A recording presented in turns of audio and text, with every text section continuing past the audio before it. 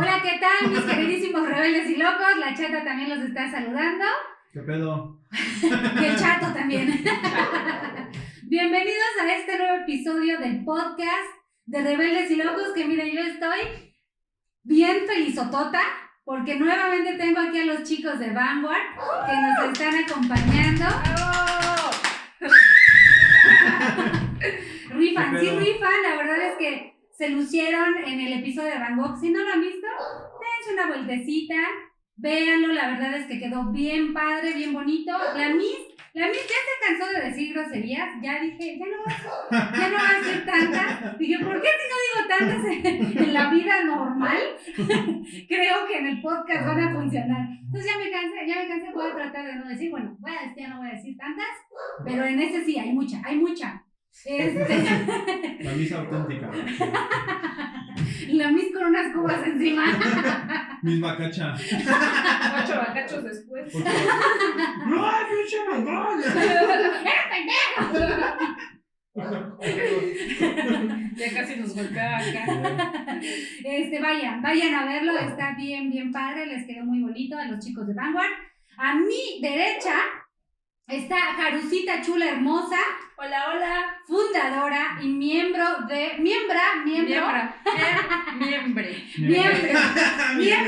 Vanguard, junto con a mi extrema derecha está Anal Curry.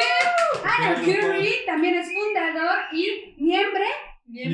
Es que si digo miembro se oye así como Miembro. Mi miembro. Anal Curry. Yo por más que me quiero comportar, no me dejan. Ustedes no me dejan. Ellos, ya saben, tienen un podcast también que se llama Vanguard, que, por cierto, aquí les voy a dejar que tienen un super logo. Cuéntenos cómo nace el logo. Vean esta chulada que nos trajo Haru. Se meten en la lengua, se disuelven. Te hacen hablar con Jesucristo. Ahí está. Te vuelven surrealista. Oigan, ¿de dónde salió el logo de Vanguard? Cuéntenos. El logo de Vanguard, ¿cómo salió? No, sí, está bien bueno. ¿Cómo salió? El logo de Vanguard es una... las tres Ahorita lo vamos a poner ahí, mándenmelo. Las tres figuras que tiene, el círculo, el cuadro y el triángulo, son las figuras primarias. Obviamente también tienen los colores primarios, que está hecho conforme el punto y forma de Kandinsky. Ok. Está hecho así, entonces por eso el Vanguard, que es la vanguardia, va hasta delante de las tres formas primarias.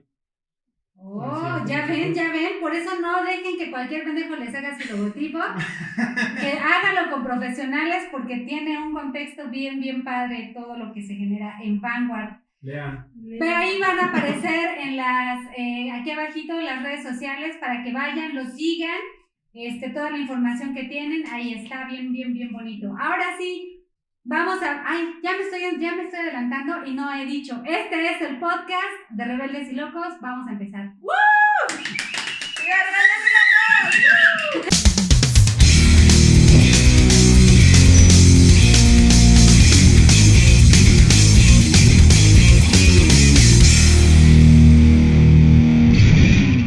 Pues estamos bien contentotes.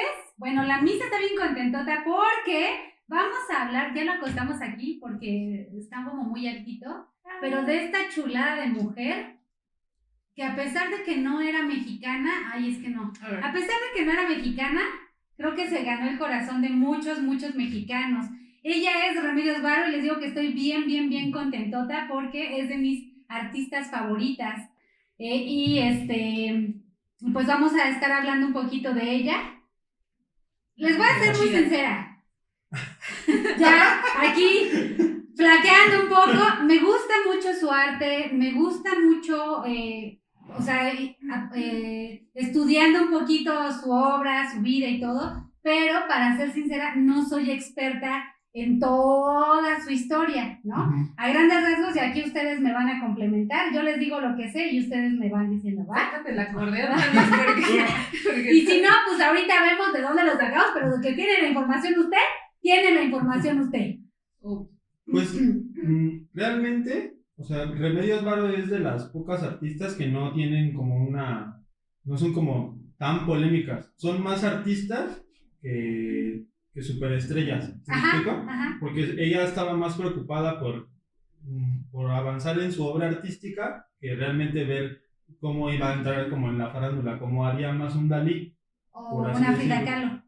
Exactamente, o una Frida Kahlo. Más bien de lo que habría que hablar de Remedios Varo sería de su obra, porque si nos enfocamos en su historia y en su vida como personal, por así decirlo, vamos a dejar de lado lo más importante de su obra. Bien. Ella es de origen. No sé, chismosos. Cuéntame, Pati, ¿no? Oye, es española, de origen español. Así es. Y hay algo muy raro aquí porque en España no tiene como que el mismo auge que aquí en México, ¿sabes? Como que allá se codeó con los grandes surrealistas por la cuestión de que estuvo en escuelas de bellas artes. Creo que estuvo con García Lorca y con Salvador Dalí.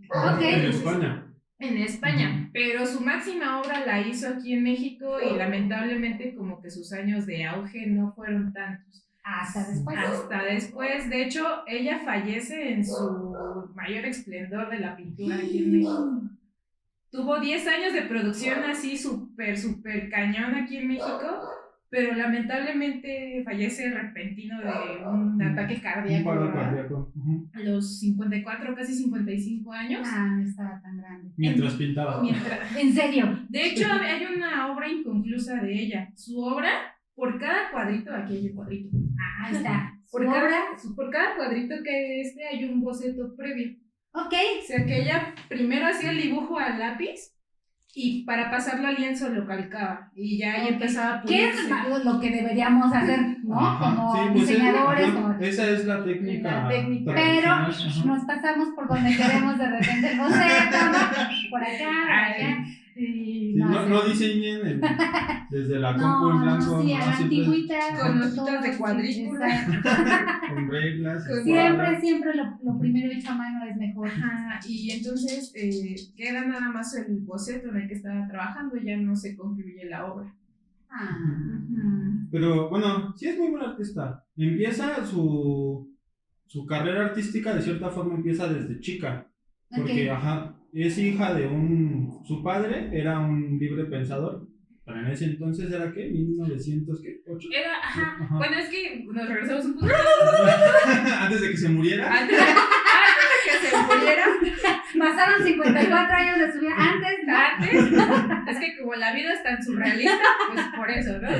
Esta señora nace en España, en Anglés. De hecho, la santa patrona, o sea, como que España es todavía un lugar muy católico, pero así ferviente católico, entonces la mamá dice, si tengo una hija se va a llamar como la patrona de aquí, Remedios, la Virgen de los Remedios, por eso es María de los Remedios, Alicia, no sé qué cosa, Uranga, sí. Y también, como nuestro compa del podcast pasado, le pusieron el nombre de su hermana muerta. Ay, no puede ser otra vez. Sí. Porque de hecho ella es la mediana de 2 hermanos. Tiene un hermano más grande, que es Rodrigo, luego sigue ella, pero antes de ella había una niña que falleció. Remedios. Entonces, como en favor de la Virgencita, su madre pidiéndole a la Virgen que por favor tuviera una hija, y si tenía una hija se iba a llamar como Remedios, la hermana muerta. Remedios. La condicionaron igual que a Van Gogh. Si ustedes no saben la historia de Van Gogh y la hermana muerta, el hermano muerto, vayan al episodio que van a encontrar aquí arribita y escuchen lo que les quedó. Chulada. En nace Remedios, su padre era un ingeniero hidráulico, su madre era una señora vasca con muchos principios, súper persinadísimos, la señora católica, ¿cómo no? Y al casarse con ellos, como que ella estaba entre ese punto del catolicismo infundado por la madre y el racionalista de su padre, que era un hombre de ciencia, porque se dedica a todo esto de hacer máquinas, ¿no? El pueblo donde ella nace es un pueblo minero. Entonces, ¿qué es lo que necesitan? Están en la Primera Guerra Mundial, pues empiezan a sacar plomo y todo lo necesario para hacer armas. El señor su padre, es un ingeniero hidráulico, entonces anda viajando por toda España, también por parte de Marruecos, y ella se da cuenta de todas estas máquinas que su papá formaba y las presas de agua que él hacía. eso le quedó muy, muy, muy, muy, muy marcado en su obra. De hecho, en algunas de sus pinturas se ven como objetos extraños, como de ciencia, como, no sé cómo decirlo, máquinas que a lo mejor suenan como que muy reales, o siempre hay un elemento que es el agua. ¿Por qué? Referente a su padre, que él enseñaba todo esto. De hecho, la técnica que ella usa es como que muy exacta, ¿sabes? Usa mucho el diseño, dibujo técnico. Ok. Entonces, eso lo hereda del padre al verlo. Sin embargo, como que la mamá como que no está muy conforme de que su hija... Sí, no, religiosa dice eso, es cosa como del diablo. Muy seguramente sí pensaba eso. Ajá. Entonces, pues, a su madre la mete en una escuela de monjas y el padre descubre que es muy buena pintora. Y él es el que la anima y la mete cuando están en sus viajes en Madrid, como sigue todo este recorrido del padre. Llegan a Madrid, a Barcelona, creo, y la meten al Instituto de San Francisco, ¿sí es San Francisco de Bellas Artes? San Fernando, la Escuela de Bellas Artes de San Fernando, y ahí es donde empieza toda la magia. De la magia. En esa escuela es donde estudió Dalí. Ok. Dalí, bueno, es una escuela muy famosa. Ahí los conoce. Ajá. En ese momento de su vida. ¿Quién sabe si hubiesen sido amigos? O sea, de que los conoció. Pero quién sabe si realmente fueran como tan allegados, ¿no? Pero de que los conoció, estuvieron ahí. Ahí fue donde Dalí se aventó la chida de nadie puede hacerle un examen a Dalí porque es igual de inteligente que cualquiera de los que hace el examen. Y lo corrieron. ¡Órale! ¡Chamaco! ¡Caguen y órale! No, lo corrieron 2 veces. La primera porque hizo una protesta, porque a un pintor le dieron una comisión para una catedral, creo. Y la segunda fue por lo del examen. Pero también tenía fama, a menos que me equivoque, de que era arrogante. Sí, también. Todo el tiempo. Sí. El ego hasta por los cielos. Sí. Que era, él, por ejemplo, ahí Dalí sí tenía más ese lado que Remedios Varo, ¿no? A Remedios Varo le importaba pintar, a Dalí le importaba más como ser famoso a través de la pintura. Digo, eso ya es otra cosa, ¿no? Pero, de cierto, si lo queremos ver desde esa perspectiva, Remedios Varo sí era muchísimo mejor artista que Dalí. Y muchísimo mejor surrealista que Dalí por 10 veces. ¡Ay, Haru! Por eso dije, en algún sentido era como rebeldona. Porque su mamá, pues con toda esta parte religiosa, la mete a escuelas religiosas como de monjas, ¿no? O internados y esto. Y hay una obra que anda por ahí. Esta, por ejemplo, es el de parte del tríptico. Es la parte del tríptico. Seguramente esta. Ajá. Hacia la torre. Sí, nosotros nos entendimos, ustedes investiguenlo. Es un tríptico, es hacia la torre. Ajá, bueno, ahí sí van a estar las imágenes. El manto terrestre, ¿no? Ajá, de hecho son 3 imágenes, ¿no? Ya no. Hacia la torre es una, era la que yo quería platicar. Se ven, ahí lo van a ver. ¿Qué ibas a decir, Remedios Varo hacia la torre. No, que se ven todas las chicas del internado en bicicleta, no hay por ahí la no sé cómo se llama, la monjita mayor, la madre superiora. Y de hecho a Remedios se le puede reconocer, desde ahí pintaba su rebeldía, que es la única de la obra que no está volteando hacia donde están las demás volteando. Era como una especie de rebeldía hacia lo que a ella le enseñaron. Sí, así como diciendo, chale, ya me quiero ir, sí, sáquenme de aquí, ¿no? Sí. Incluso, de hecho, los paisajes que están en la obra es del pueblito de donde ella vivía, de Anglés, de España. Y bueno, este es parte del primer tríptico. Muy extraño, estas obras se hicieron cuando ella estaba aquí en México. Estas no las pintó en su época. Ok, yo pensé que eran como de sus primeras. No. Ok. Lo podemos ver en el estilo, se ve que no es de las primeras. Okay. De hecho, porque no pintaba así cuando estaba allá. Ella pintaba diferente. Ese estilo es como su estilo final. Fue la evolución de todo lo que hizo en un principio. Oigan, y aquí voy a hacer un paréntesis, no sé si lo tenían planeado para después, pero ¿quién le copió el estilo a quién? ¿Leonora a Remedios o Remedios a Leonora? ¡Ya! Pues es que prácticamente ellas eran amigas, eran muy amigas. Se robaron.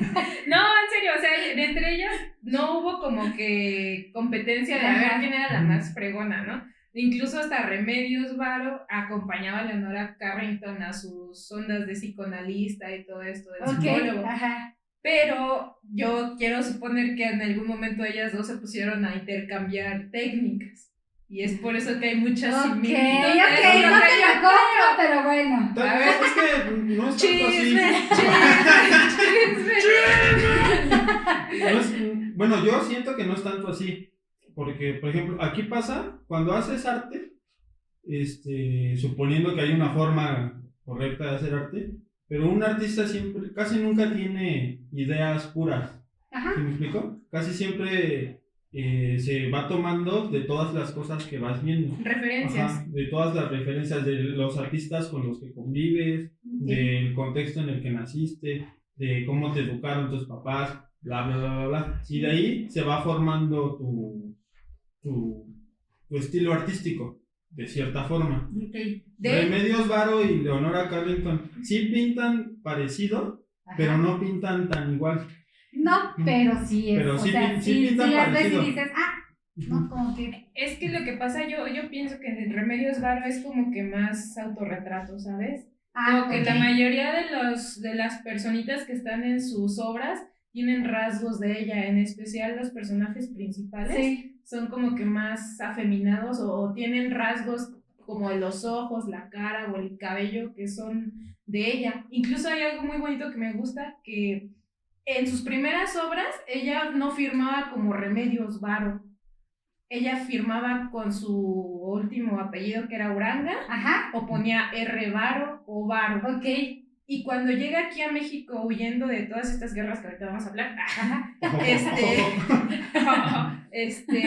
ella dice que se siente tan liberada y que ya no necesita otra cosa, sino que ya es ella. Es ella en su obra y en todo, de que ya no tiene que estar trabajando, porque de hecho ella trabajaba como ilustradora. Ya estábamos debatiendo un poquito ayer de eso. Ella firmaba sus obras como Uranga o como Varo o como R. Varo. Sin embargo, cuando llega aquí a México, ella ya dice, ya me liberé, México me ha dado lo que no encontré en otros lados, ni siquiera en mi país. Entonces ya todas sus obras empiezan a firmarlas como Remedios Varo. Ay, yo sí la amo. Ajá, y ahí entonces pues podrías decir, porque la pregunta fácil es si Remedios Varo o Leonora Carrington, ¿quién le copió a quién? Pero entonces en todo caso ellas dos le copiaron al Greco. Bueno, al Greco o al Bosco. O al Bosco. O a con figuras alargadas, ¿no? Exacto, Francisco de Goya. Entonces, tienen influencia. Ok, está bien.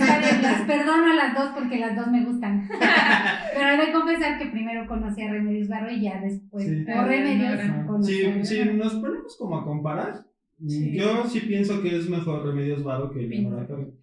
Bueno, Leonora. ¡Tan grande! Team Leonora y Team Remedios. Ahorita. De hecho, estábamos platicando que de Leonora Carrington como que rifaban más sus esculturas que su pintura. Que su pintura, porque sí, es otro mundo. De hecho, en la obra de Remedios como que es más estructurado todo, que a diferencia de Leonora como que todo es un caos. Ajá, sí. Está bien, se las compro. Sigamos, ahora sí, chicos, ahora sí. Cuando entra a la Academia de San Fernando, ahí empieza a hacer empieza todo su proceso creativo. Ok. Entonces, ahí, después de que entra a la Academia de San Fernando, se escapa con su novio a Francia. Ok, que es también de este tríptico. Sí, de hecho, bueno, la parte del medio como que ya no es ya están adentro de como de una cápsula y ellas están tejiendo un mantito que no sé si se alcanza a ver que va saliendo de las ventanas. Y aquí otra vez viene lo mismo que dijiste, es la única que está viendo como que al espectador. Ajá. No está en lo suyo, en lo que las demás están haciendo, sino que está así como que tramando algo, ¿no? Ajá. Me encanta Remedios porque todas sus obras como que cuentan una historia bien fumada. Sí.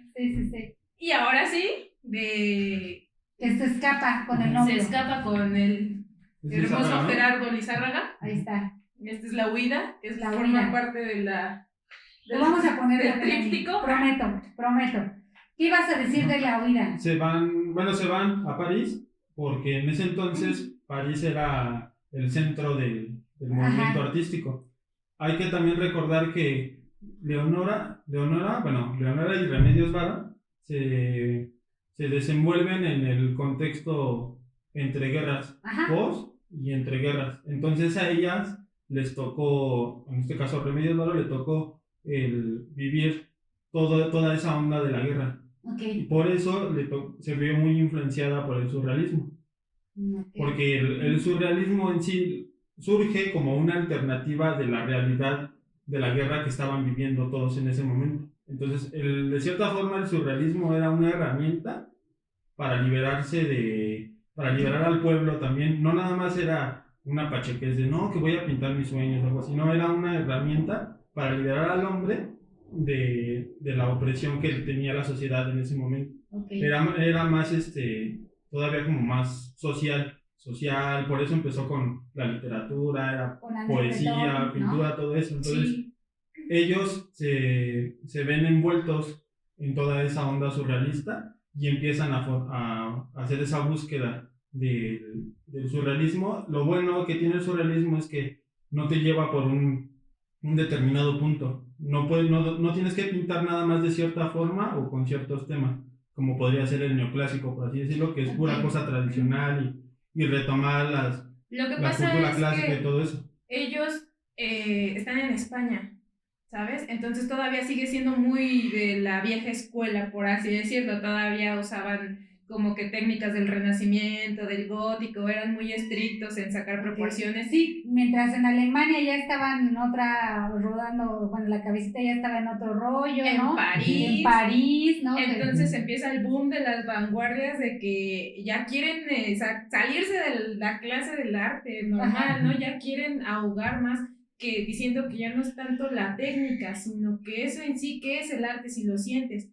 Y cuando empieza el surrealismo, también empiezan todos estos estudios del psicoanálisis con Freud, con Carl Jung, con todos estos psicoanalistas famosos, que de hecho André Breton, prácticamente él trabaja en un en un hospital de psiquiátrico. De ahí él ve las acciones de los enfermos mentales, retoma esto y lo adhiere al arte. Entonces ya empieza lo del ego, el superego, el yo y todo esto de Freud. Y lo hace en el manifiesto del surrealismo. Por eso empieza ahí toda la onda, ya empieza con la escritura, con la literatura, con los poemas, con el arte. Más o menos ahí para ponerlos en contexto, ¿cuándo escribe el manifiesto surrealista André Breton? Híjole. Más o menos. Como en el 39, en el 40. Tuvo que haber sido después de la Primera Guerra Mundial. Eso seguro. Entreguerra, mejor dicho. Se llama periodo entre guerras, que es después de la primera y antes de la segunda, que es como en un término medio.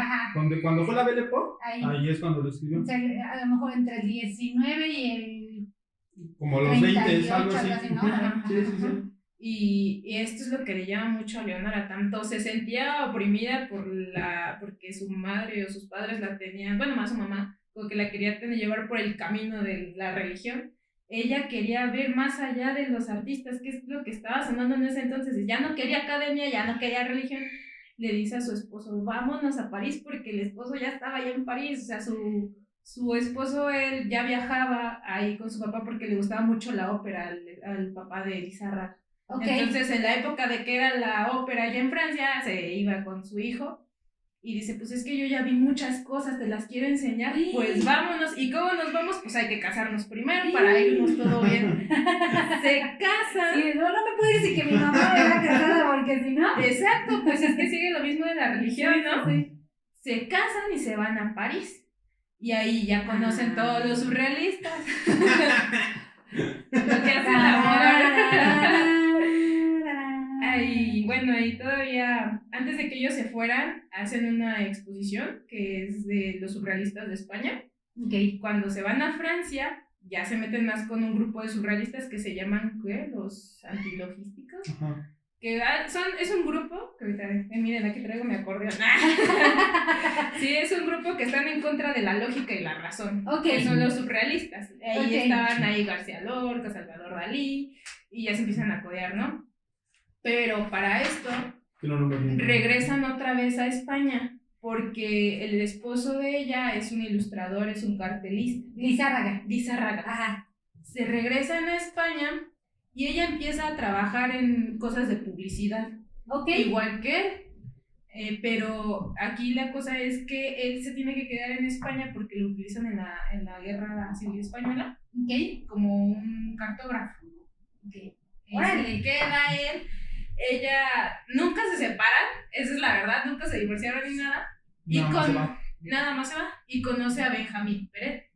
Y allí es donde conoce a todos los surrealistas. Ahora sí, ahí se empieza a codear. Y ahí es cuando conoce a Leonora también. Cuando llega a París después de lo de la Guerra Española, es cuando ella empieza a formar junto con otros artistas el grupo lógico-fobistas. Lógico-fobistas, ajá. Ellos lo que querían era hacer del surrealismo, como el surrealismo de cierta forma como que se pervirtió, por así decirlo, ellos querían hacer una nueva línea del surrealismo, con nuevos artistas, con nuevos pensamientos y todo eso. Y cabe mencionar que ya no son de un solo lugar como en España, sino que ya vienen de otras partes del mundo y empiezan a hacer como gran equipo surrealista, ¿no? De hecho fue tan grande que tuvieron una exposición que se fue a Tokio. En esa época. En el 41 me parece. Y Peret es un poeta muy famoso surrealista que se codea con Breton. Entonces estaban en la crema y nata de los surrealistas. Sí. Esto, Miró, Dalí, Breton, Leonora, Max Ernst. Max Ernst. Uy, tengo un libro y ahí está. Ese es un gran sujeto, Sí, está bien loco. Sí, búsquenlo, Max Ernst, el esposo de Leonora Carrington. Uno de los esposos de Leonora Carrington. Sí, digo, crema y nata del surrealismo. Déjenlas, ellas pudieron haber tenido los hombres que ellas quisieran. Claro. Total que, por lo mismo de que eran bien rebeldes y locos, Peret es perseguido por los nazis. Llega la Segunda Guerra Mundial, invaden los nazis Francia y empiezan a encarcelar a los artistas y a las personas que son intelectuales. Al arte degenerado los empiezan a apresar. Y entre esos apresores, entre esos prisioneros está Remedios Varo y Benjamín Peret. Se logran escapar. Piden asilo aquí en México, estaba el presidente Lázaro Cárdenas los recibe. Y aquí ya empieza como que el viaje. Peret ya Remedios. Y pues a todos los que llegaban. Sí. Aquí, paréntesis. Hay que explicar más o menos qué es el arte degenerado. El arte degenerado es cuando fue la ocupación nazi, los nazis tenían un canon de cómo debía de ser el arte. ¿Cómo debía de ser? Como a Hitler le gustaba. Lo que le gustaba a Hitler. Sí, pues exactamente. Sí, la vieja escuela. El arte que impulsaban los nazis y que querían que se desarrollara más era el arte clásico, el arte academicista. Obviamente porque Hitler se proyectaba de que él no podía entrar a la academia. Se pinche frustrado, totote, ¿no? Sí. Entonces, los nazis robaron infinidad de artes, destruyeron muchas obras de arte también y persiguieron a muchos artistas. Los artistas degenerados eran, por ejemplo, Max Ernst, Otto Dix, todo ese tipo de artistas que estaban ya metidos en la vanguardia. Ellos eran los artistas degenerados y se hizo propaganda para desprestigiar todo este arte, así a niveles igual que como se hizo con los judíos, igual con el arte, porque ellos entendían el poder que tenía el trabajo artístico de un gran pintor, de un gran poeta. Los intelectuales, más que nada. Pues por eso los persiguieron. Y les pasó lo mismo, por ejemplo, con la Bauhaus, ¿no les temblaron las chichis? Pues es lo mismo, ellos también, ya ves, los nazis, los correos. Sí, se sintieron amenazados, ¿no? Por una escuela que estaba revolucionando. Claro, porque jaló masas, y no solamente en un país, o sea, ya eran de varios. De todo el mundo. Y esto fue lo que empezaron a hacerlos, y aquí en México como que estaban en neutros, amor y paz, todo bien. Se vienen la mayoría de los grandes artistas a esta época. Entonces aquí ya estaba toda la onda revolucionaria con Diego Rivera, con Orozco, con Siqueiros. Octavio Paz también tuvo mucho que ver con todos estos intelectuales que llegaron. Y aquí Remedios pasa una temporada en México y se enamora, literal se enamora. Sin embargo, la obra que ella hace no es como la famosa que todos conocemos, porque ella no tenía ingresos aquí, a pesar de que ya había trabajado con los surrealistas y tenía exposiciones, su obra no era como, por así decirlo, pesada. No vivía de su obra porque ni siquiera vendía los cuadros.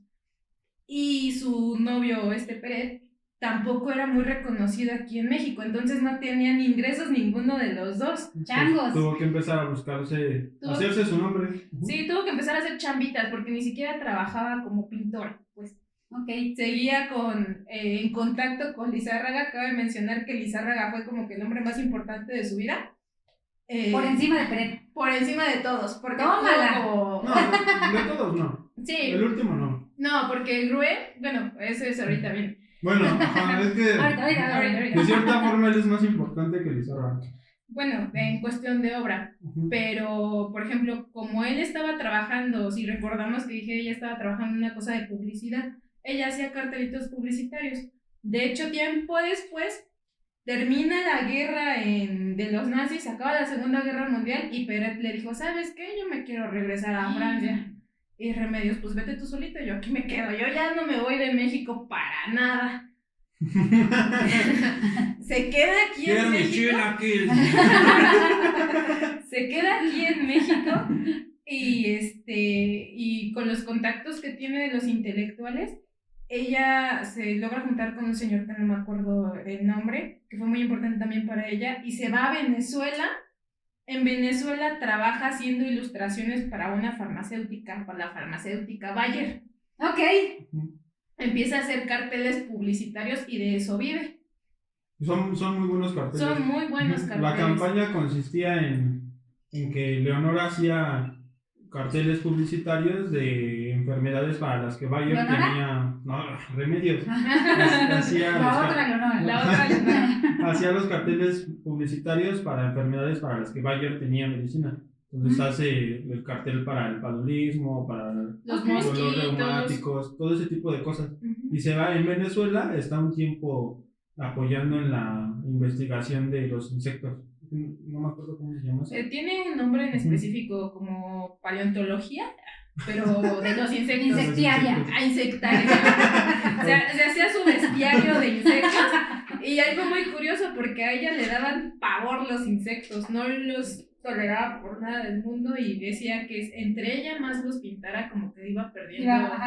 Y también ese trabajo que hizo con Bayer le ayudó mucho en su obra. Ya después como que ese trabajo tan minucioso de los detallitos de los insectos lo plasma en sus obras. Ok. Bueno, se va a Venezuela unos años.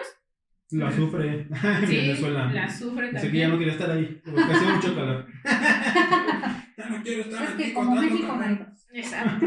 Sí, de hecho sí, la mayoría de las personas que viven aquí en México como que dicen... Y para surrealistas México se pinta solo también. Sí, pues hasta el mismo Bretón. Sí, que México era el país más surrealista que había visitado. Entonces, pues, aquí hicieron todo en México. De Venezuela se regresa a México y ahí es cuando empieza todo este rollo, pero se casa con Grue. Se llama Walter Grue. Tú que eres experta en remedios raros. ¿Quién era Walter Grue? Walter Grue fue su tercer pareja, por así decirlo. Cuarta. Oficial. Pues no tan oficial porque, te digo, con Lizárraga nunca se separó, ni por matrimonio, ni porque aunque estuviera él en España y ella aquí en México, siempre estuvieron en contacto. Con el que se separó fue de Benjamín Pérez. Se mandaban por carta. De hecho, había un juego de Leonora Carrington y Remedios Varo de escoger así una dirección al azar y mandarles cartas. ¿Te imaginas que te llegara una carta de como aquí Remedios Cartas Varo? y Sueños de Remedios Varo. Ahí está el libro, Cartas y Sueños de Remedios Varo. Ahí seguramente vienen algunas. Eso hacían. ¡Ay, qué padre! Deberíamos hacerlo un día. Es lo que hacían los surrealistas. O sea, es a lo que íbamos otra vez. La onda del surrealismo sí era muy profunda, muy profunda, era muy denso. Ser surrealista sí significaba algo, realmente, no era como ahorita decir, somos, no sé, o sea, los surrealistas estaban tan comprometidos con su movimiento como ahorita las feministas. Así era un compromiso con el surrealismo muy grande, entonces ellos tenían sus prácticas, se reunían, hacían sus propios grupos, de ahí empezaron a sacar muchísimas más cosas. ahí fue donde surgió lo del cadáver exquisito. Que es una práctica, vamos a hacer algo bien chido. Lo que hacían ellos era que juntaban, escribían en una hoja de papel, yo escribía una palabra, Haru escribía otra palabra y Liz escribía otra palabra, sin que ninguno de los otros la viera. Okay. Entonces después juntabas todas las palabras y se hacía una oración. Y la primera vez que se hizo ese juego lo hizo André Breton. Y el resultado final era el cadáver exquisito se tomará el nuevo vino. De ahí viene el nombre del juego, el cadáver exquisito. Entonces lo que vamos a hacer es, yo trataba más hacerlo con todos los conceptos que Remedios Varo utilizaba para sus obras. Yo voy a tratar de hacer una, como la vez pasada del Van Gogh, que agarramos los girasoles y yo hice unos girasoles. Ahora va a ser lo mismo, pero con lo de Remedios. Ya lo hago y ya se los mando, ya para que lo vean. Va. Tenemos aquí al artista. Come un cacao. Coman cacahuates, coman habas. Sí, era muy, muy profunda esta onda del surrealismo. Y estaban muy, muy comprometidos. Ahora lo interesante de Remedios Varo, y que hizo muy bien ella, es que del surrealismo no se quedó nada más en el surrealismo. No siguió nada más la línea surrealista como, por ejemplo, Dalí. Eso es lo que a ella la hace superior a Dalí. Que de ella del surrealismo, después ella creó su propio ecosistema, por así decirlo. Es que ecosistema no es la palabra, pero con su estilo artístico, con todo lo que ella sabía. Su propio estilo. Creó su propio estilo. Que ya era icónico de ella. Nadie más pintaba como pintaba Remedios Varo. Salvo Leonora Carrington. Se podría parecer. Pero para una persona que, por ejemplo, para un crítico de arte la puede distinguir. Claro. Así sin, no, pues esto es de Leonora y esto es de Remedios. Eso es lo que las hacía a ellas como diferentes. Entonces, lo que Remedios Varo hizo fue, con todo lo que ella aprendió, empezó a crear todo este universo pictórico.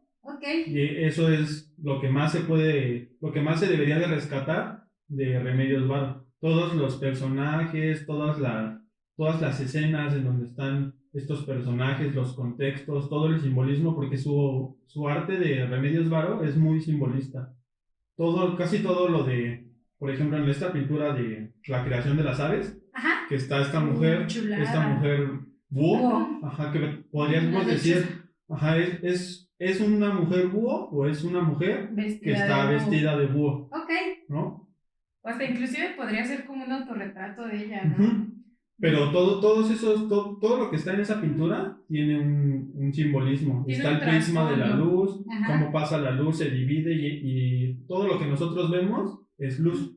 Para que algo se forme de cierta manera o para que lo percibas necesitas luz a fuerza. Si todo estuviera negro no verías nada.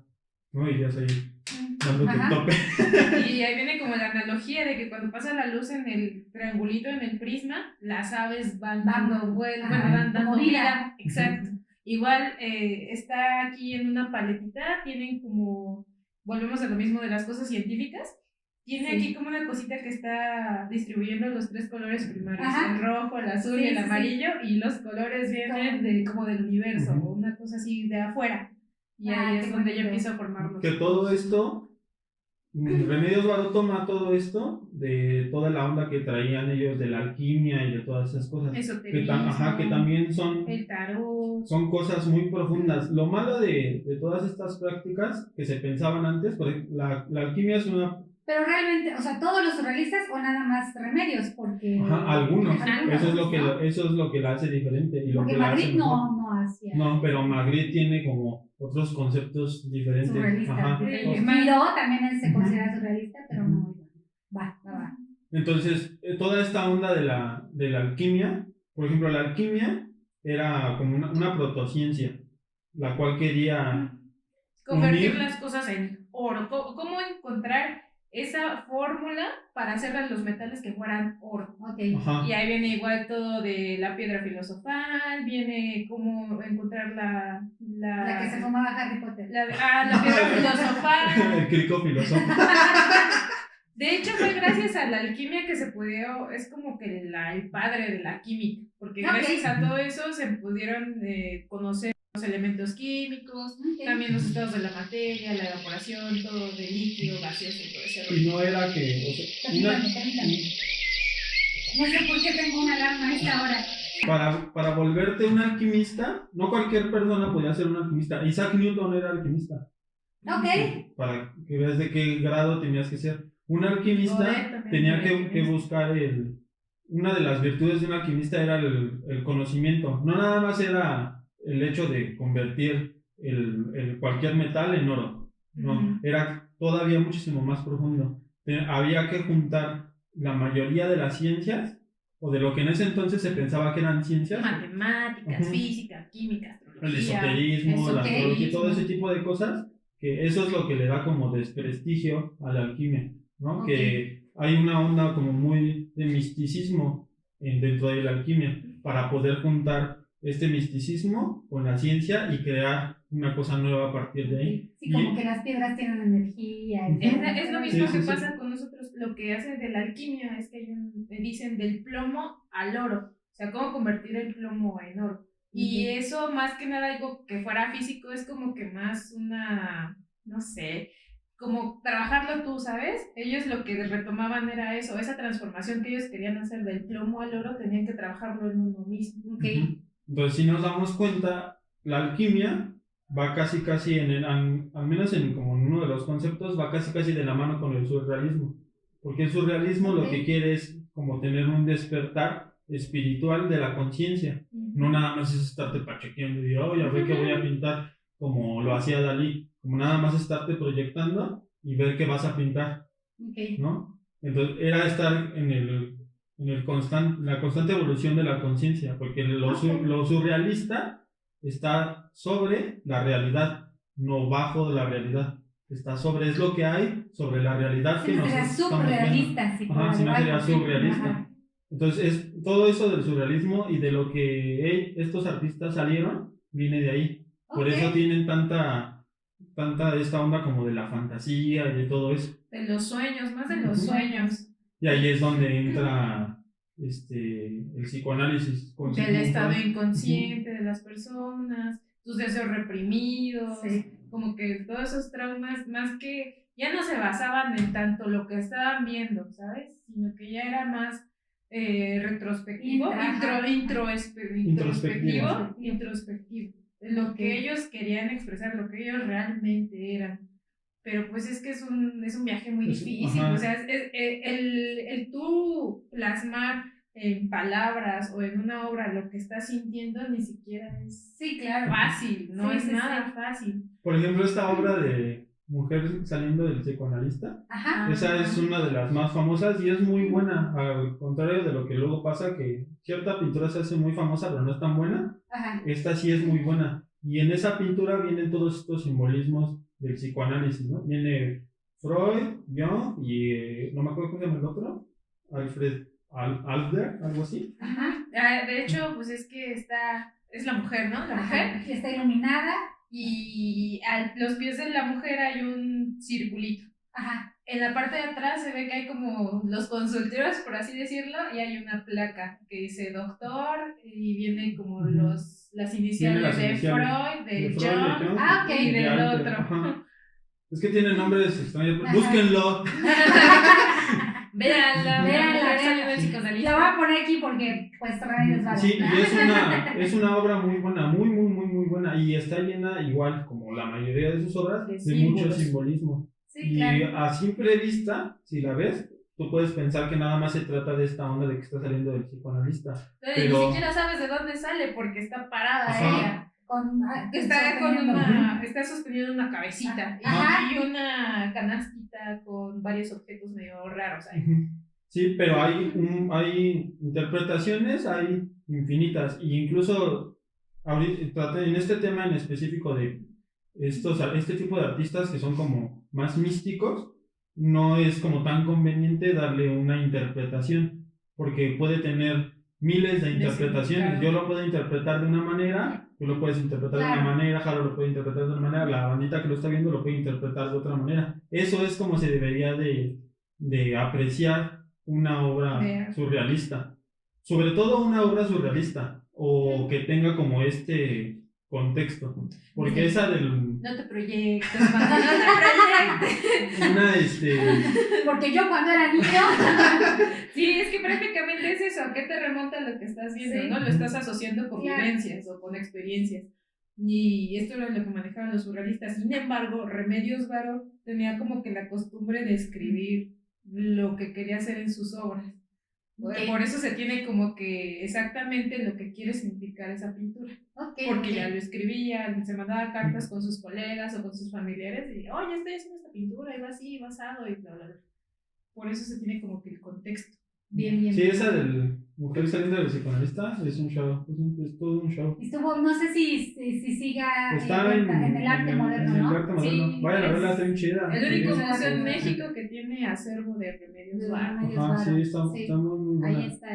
Está soltando lo que se supone que es la cara de su papá, pero al mismo tiempo esa cara de su papá parece un hongo alucinógeno, que ese hongo es como, antes se decía que era el hongo creador, el hongo del dios creador. Los aztecas decían que ese era el hongo del dios creador. Y al mismo tiempo está pasando por un pozo, que ese pozo se menciona en el mito de Demeter, en la historia de Demeter de los griegos, que a Remedios Varo le gustaba mucho la mitología griega.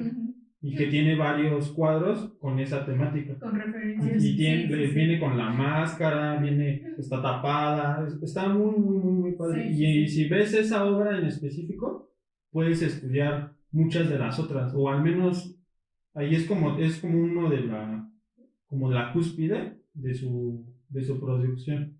Porque ahí se ve, ahí en esa casi salen todos los elementos que siempre ocupa. Siempre está un personaje principal. Siempre hay algo que tiene que ver con agua, casi siempre está el pozo, y casi siempre la narrativa del cuadro te lleva hacia a que hay un lugar aparte de ese cuadro, que sería el cuarto del psicoanalista.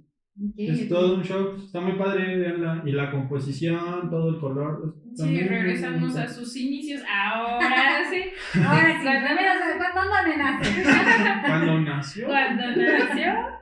Sí, de hecho, vuelvo un poquito atrás.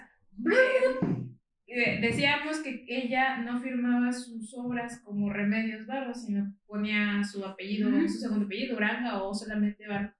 Aquí cuando ya empieza la producción bien chida de Remedios es cuando ya tiene como que la solvencia económica, ya no tiene por qué preocuparse por trabajar ni por conseguir dinero, porque Walter Grue fue el que la motivó a que hiciera su obra. ¿Y de qué vivía entonces? Vendía pasteles, hacía chambitas, o también regresamos a los carteles que hacía para Bayer. Bayer le pedía que hiciera carteles para su publicidad, y de eso era lo que vivía. Pero realmente Gruen la ayudó mucho, fue lo que le permitió ya poder hacer todo eso. Fue el que prácticamente le ayudó, le dijo, ¿sabes qué? Tú no tienes que preocuparte por dinero, tú pinta. Y se dedicó a pintar directamente en su obra. De hecho, sus cuadros se tardaba hasta meses por terminarlos. Y cuando hubo una exposición aquí en México, solamente de Remedios Varo, fue tanto el auge que tuvo que ya le empezaban a llegar los pedidos de, oye, quiero este cuadro, oye, quiero aquel cuadro. Y ella se quedaba con cara de, ¿qué tanto les voy a dar? Incluso hasta dijeron, pues dan las caras. ¿Crees que las vas a vender? No, da las caras, las dio caras y las vendió. Sí, de hecho, es que ya no sabía cómo, nunca había vendido un cuadro. O quién sabe, de manera formal, pues, porque sus cuadros se expusieron en una galería aquí en México, que de hecho Diego Rivera como que la impulsó también a que hiciera su propia exposición. Entonces ella no sabía ni cuánto valían sus obras ni nada, y empezó a recibir ella pedidos. De hecho, la mayoría de las obras de Remedios Varo son privadas. Las únicas que tenemos así como que al aire de que podemos visitar es en el Museo de Arte de México, Museo de Arte Moderno en México. Vayan ahí en Reforma. Está muy bueno, esos los que tienen el acervo de Remedios Varo, porque Walter Grue, cuando fallece Remedios, lo dona como 39 cuadros. Sí, él empieza a juntar todas sus obras, y las más que pudo las llevó al Museo de Arte Moderno. Así que vayan a verlo, está muy bueno. Es una gran bueno. exposición. Es muy, muy buen artista. O sea, tal vez, bueno, Pinche mentiroso, o sea, cuando llegó. a mí no me gusta tanto, pero es muy buen artista. O sea, el hecho de que a mí no me guste no quiere decir que sea mala. Ok. Pero sí es muy buena. Mejor que Leonora Carrington y mejor que varios surrealistas. ¿Sí? Mejor que Frida Kahlo. Mejor que Frida Kahlo, sí, era lo que estábamos hablando ayer. Mejor que Frida Kahlo, sí. Y que Leonora Carrington también.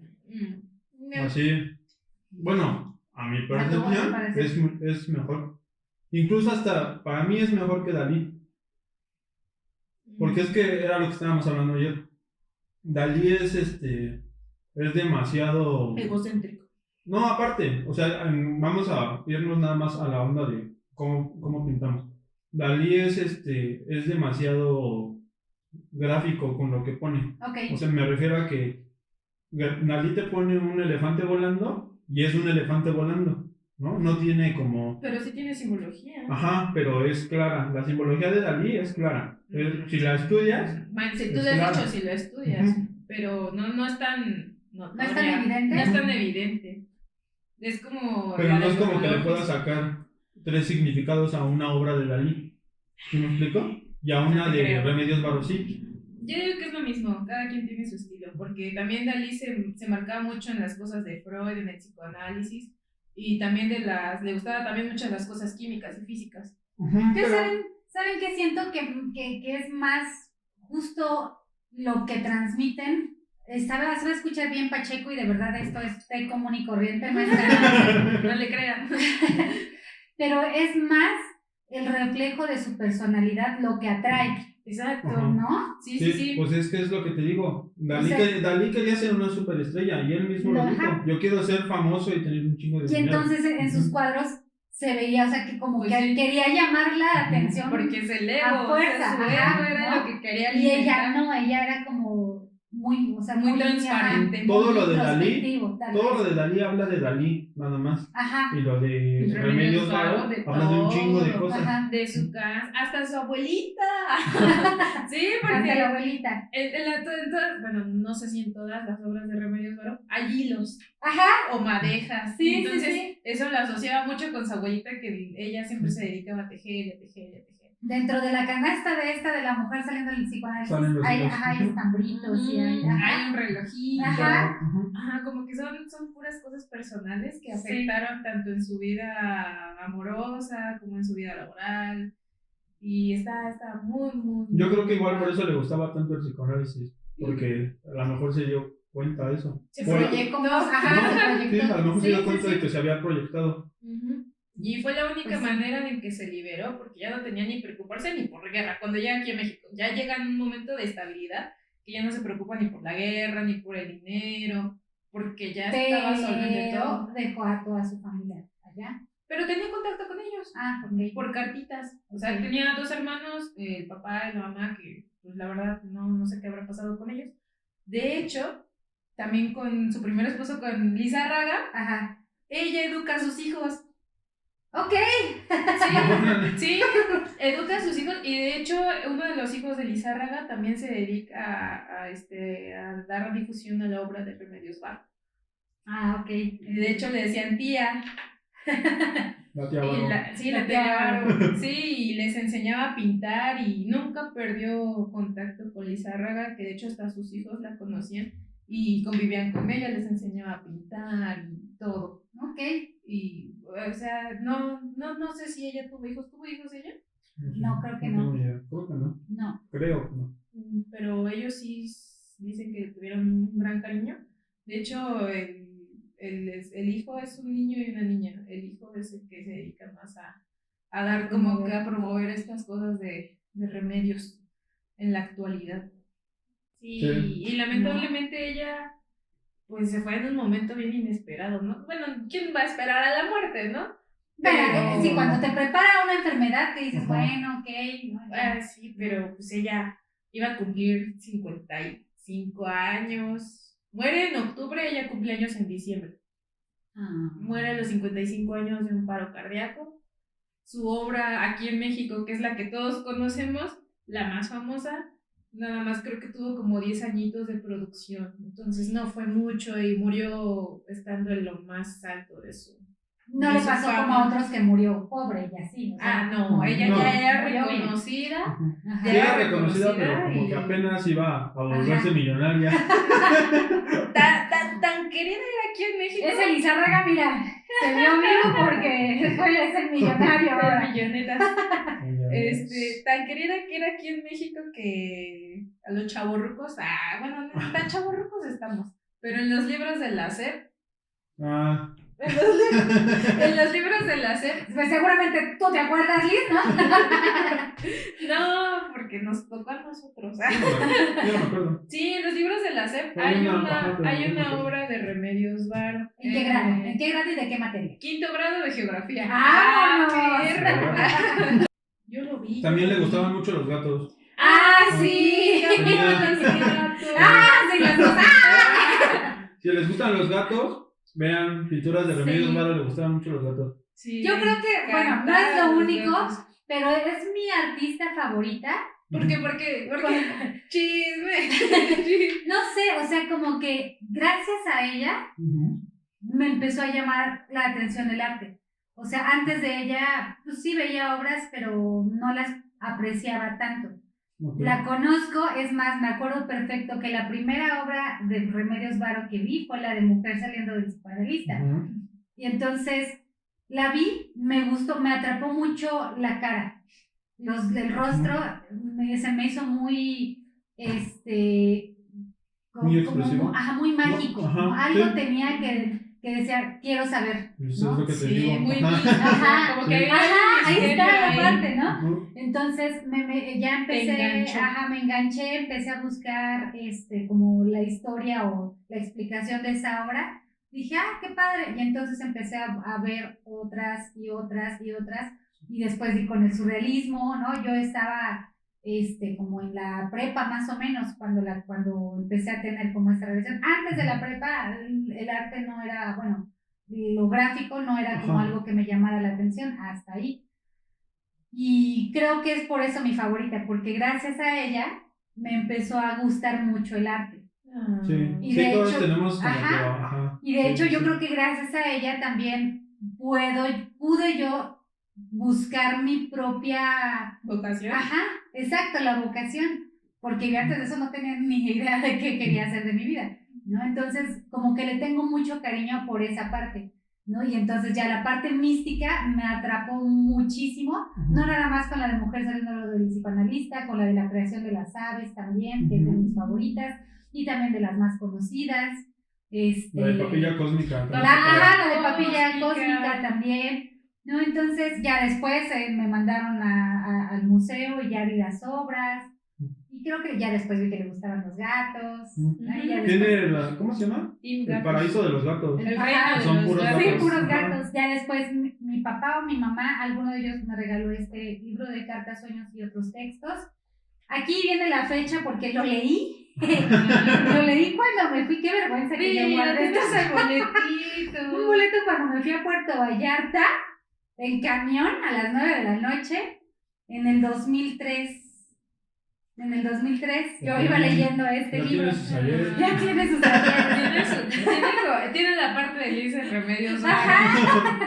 Qué lindo. O sea, es que asociar el identificarse, bueno, ni siquiera identificarse, el agarrarle cariño a un artista, exacto. Lo apropias, no sé, de alguna forma estar presente en lo que hagas o en tus decisiones. Y la verdad es que yo me considero una persona 100% surrealista, ¿no? O sea, mi cabecita siempre anda pensando en chifladera y media y en qué estar haciendo y qué pasaría si de repente pasa esto y esto, o sea, como que todo el tiempo estoy creando historias.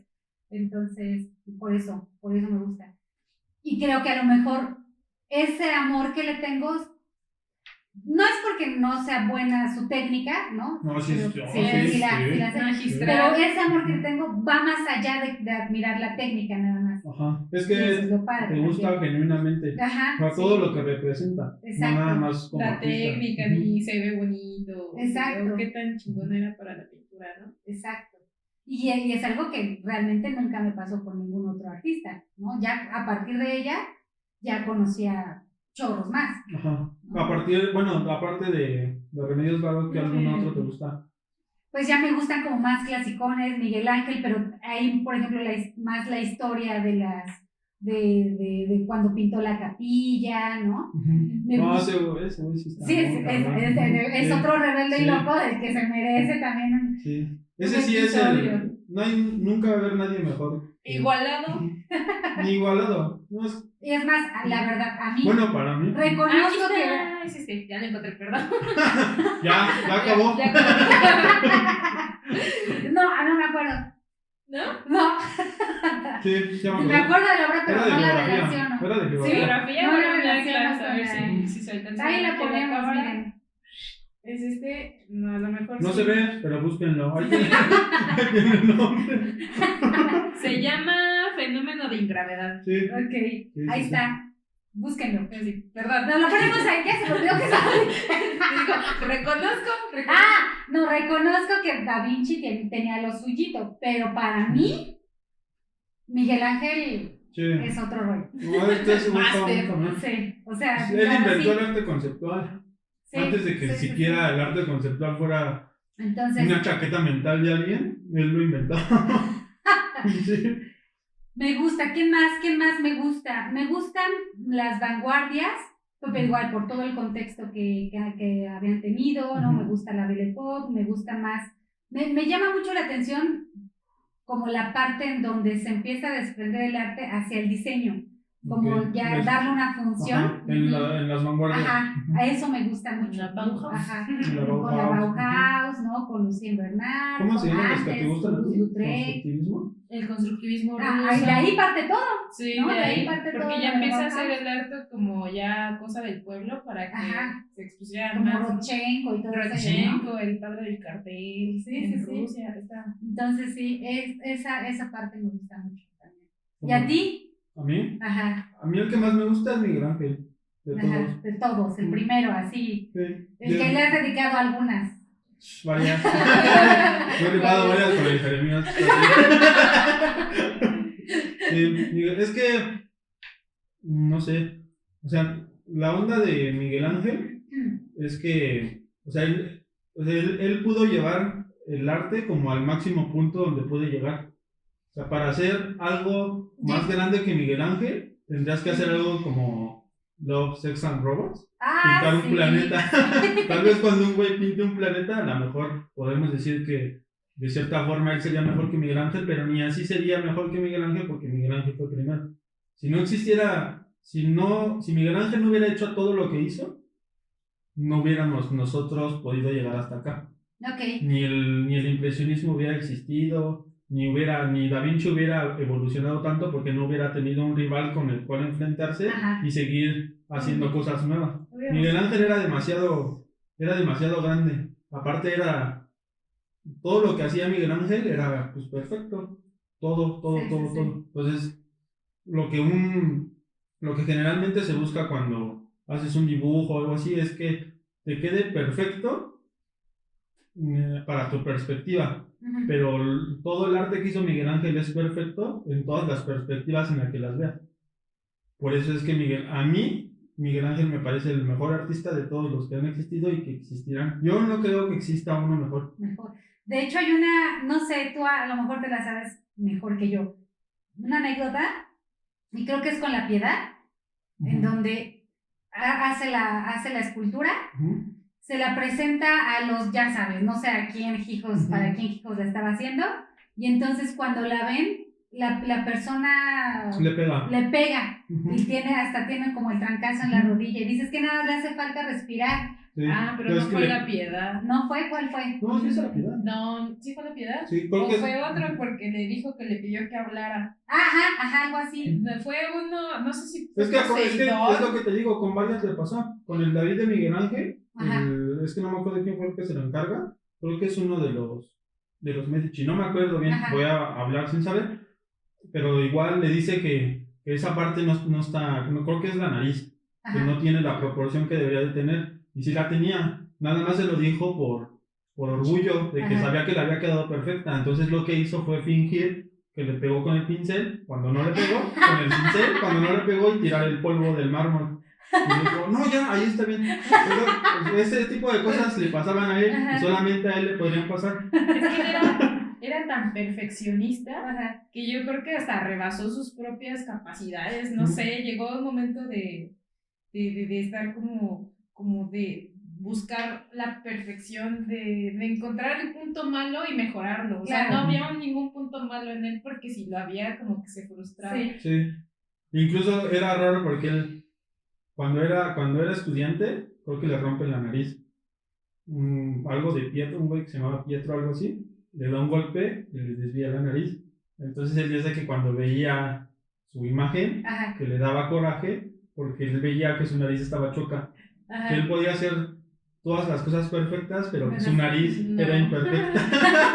Nariz de calamardo. Sí, no, ese sí estaba muy sí. Estaría chido hacer uno igual. Sí, se presta. ¿Y el tuyo, Haru, cuál es? El mío, pues yo le tengo un gran cariño a Toulouse-Lautrec. Toulouse-Lautrec es como mi máximo. De llaverito. El llaverito es mi máximo. Aquí